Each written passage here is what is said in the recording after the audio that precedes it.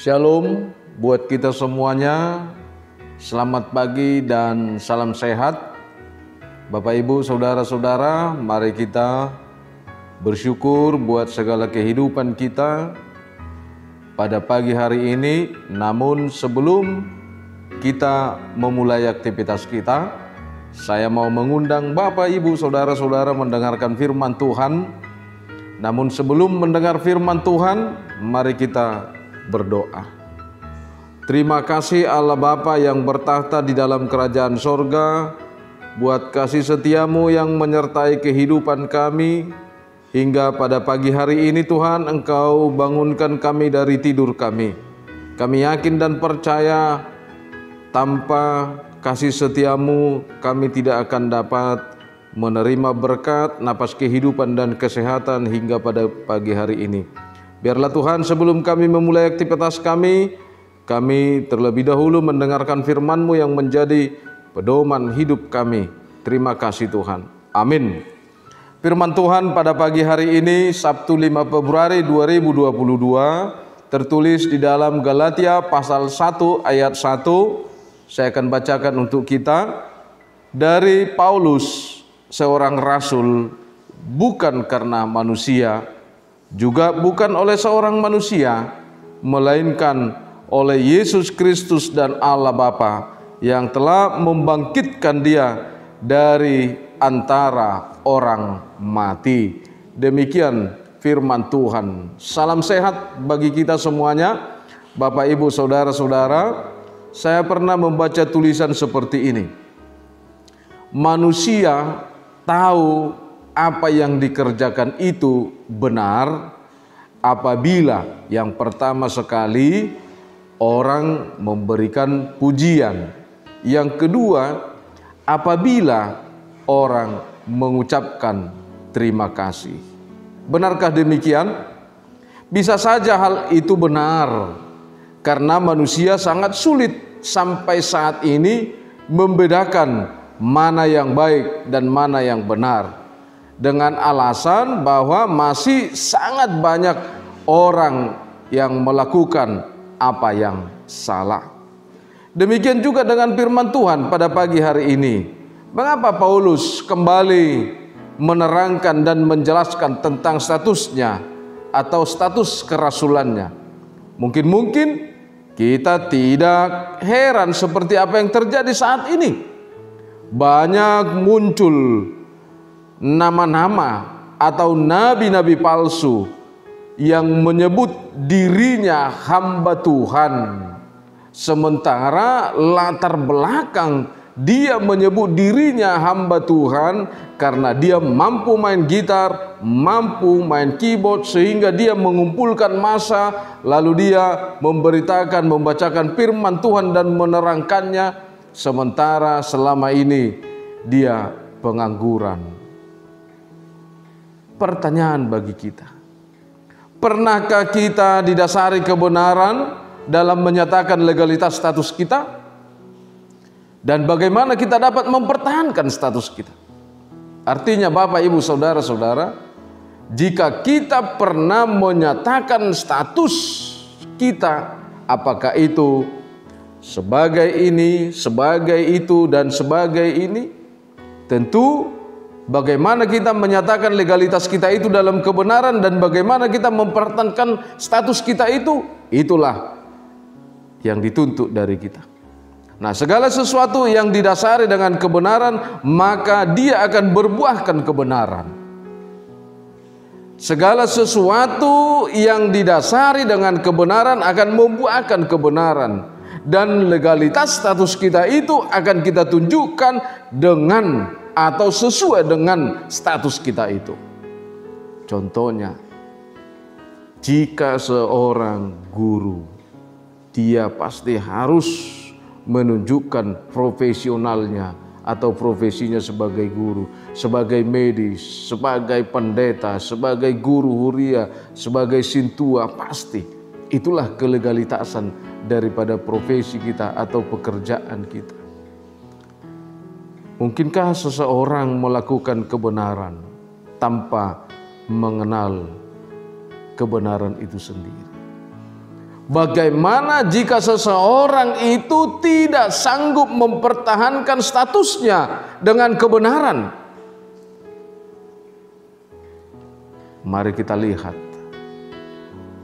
Dan mari kita membandingkan status kita selama ini dengan apa yang dinyatakan oleh firman Tuhan di dalam Yohanes 15 ayat 16. Bukan kamu yang memilih aku, tetapi akulah yang memilih kamu. Dan aku telah menetapkan kamu supaya kamu pergi dan menghasilkan buah, dan buahmu itu tetap, supaya apa yang kamu minta kepada Bapa dalam namaku diberikannya kepada kita. Sungguh dengan tegas firman Tuhan mengingatkan kita pada pagi hari ini, Bapak, Ibu, saudara-saudara, terkadang status kita seperti ini, namun yang kita lakukan seperti ini. Tetapi Tuhan mengatakan, selain daripada apa yang sudah dipilih dan ditetapkan Tuhan, itu tidak akan pernah berbuahkan yang baik. Tetapi kenyataannya justru terbalik. Ada banyak orang yang mengaku karena itu yang dia senangi, maka dia menyatakan itulah kebenaran, dan itu adalah direstui oleh Allah, dibenarkan oleh Allah sesuai dengan kebenaran Tuhan. Bapak, Ibu, saudara-saudara, terkadang dalam kehidupan kita ini seakan-akan kebenaran itu bersumber dari diri kita sendiri. Apa yang kita inginkan, apa yang kita senangi, seakan-akan itulah menjadi kebenaran. Dan kebenaran Tuhan kita paksakan berorientasi dengan kebenaran kita. Karena itu dengan tegas Tuhan katakan, apapun yang kita lakukan tanpa kebenaran Tuhan, maka itu bukanlah kebenaran. Apapun yang kita lakukan tanpa kebenaran Tuhan, maka itu bukanlah buah kebaikan. Terserah bagaimana kondisi dan keadaan kita. Jika Tuhan memilih dan menghendaki, maka itu akan menjadi kebenaran. Tidak hanya orang yang sempurna tubuhnya yang melakukan jauh lebih baik dari orang yang tidak sempurna, maka dia mengklaim apa yang dia lakukan itu adalah kebenaran. Tetapi kita mau lihat, bagaimanapun situasi dan kondisi, jika Tuhan memilih dan menghendaki seseorang itu untuk melakukan dan berbuat, maka itu adalah kebenaran. Persoalannya sampai di mana kita mengerti kebenaran Tuhan itu. Sampai di mana kita hidup dengan kebenaran Tuhan itu. Dalam hal inilah firman Tuhan berkata, dari Paulus seorang rasul, bukan karena manusia, juga bukan oleh seorang manusia, melainkan Yesus Kristus dan Allah Bapa yang telah membangkitkan dia dari antara orang mati, yang mau Paulus katakan bahwa dia tidak menjadi apa-apa dan tidak mampu berbicara apa-apa dan melakukan apa-apa tanpa Tuhan ada di dalam hidupnya, tanpa Tuhan yang menyelamatkan dia, tanpa Tuhan yang menyuruh dia, tanpa Tuhan yang menuntun dia, tanpa Tuhan yang memberkati dia. Demikian juga dengan status kita, Bapak, Ibu, saudara-saudara. Status kita sekarang adalah Kristen, pengikut Kristus.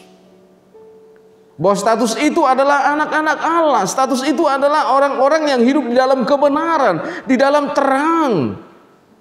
Bagaimana kita mempertahankan legalitas anak-anak terang? Jika kita berbicara soal masalah kasih, kita tidak paham dan mengerti kasih itu. Yang kita lakukan adalah keegoisan.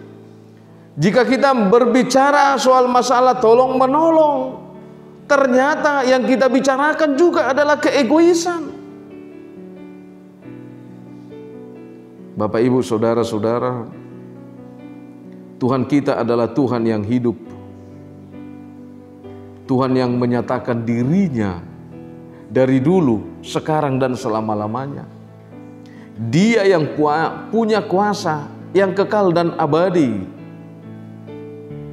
Dan hanya di dalam Dialah dan hanya Dialah yang menyatakan kepada kita harapan-harapan itu, dan hanya Dialah yang menyatakan itu kepada kita, sehingga status kita sebagai anak-anak Tuhan bukan hanya status simbol, tetapi status kita itu adalah status yang sudah membedakan kehidupan kita dengan dunia ini dan kehidupan kita setelah menjadi anak-anak Tuhan.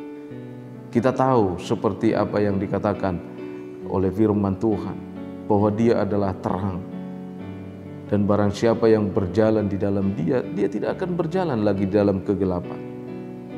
Seperti apa juga yang diungkapkan oleh firman Tuhan di dalam Yohanes 14 ayat 6 itu, Akulah jalan dan kebenaran dan hidup, tidak ada seorang pun yang datang kepada Bapa kalau tidak melalui Aku. Itu ditegaskan oleh firman Tuhan pada pagi hari ini.